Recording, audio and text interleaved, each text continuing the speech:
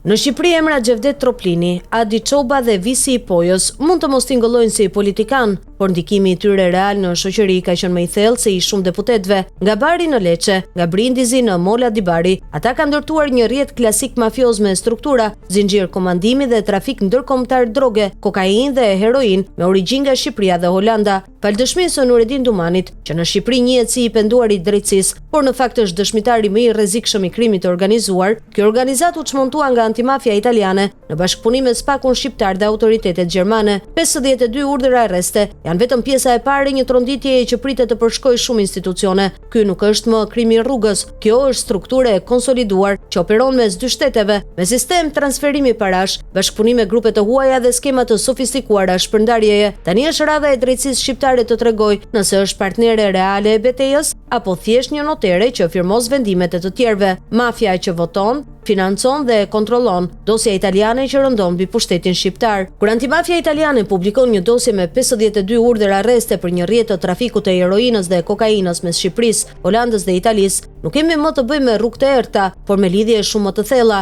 politik, pushtet dhe zgjedhje. Në krye të organizatës, sipas hetimeve, është Xhevdet Troplini, me bashkëpunëtor si Adi Çoba dhe Visi i Pojës, emra që nuk janë të panjohur në qarqet e krimit, por as në zyrat e pushtetit në Shqipëri. Të njëjtët individ kanë patur ndikim të drejtë për drejtë në zgjedhjet shqiptare, duke garantuar territor, transportues, votues të blerë dhe qendra që rregullohen në heshtje. Spak mund mos i ketë thënë ende këto gjëra publikisht, por të dhënat i ka. Dhe dosja italiane i nxjerr të zhveshur, trafiku i drogës ka qenë mjeti, por qëllimi ka qenë kontrolli i parave dhe i pushtetit. Kjo nuk është më thjesht një organizat kriminale, është infrastruktura që mban gjallë politikën e vjetër në Shqipëri. Nëse drejtësia nuk guxon ta thotë, do ta thotë historia, dhe ajo nuk fal.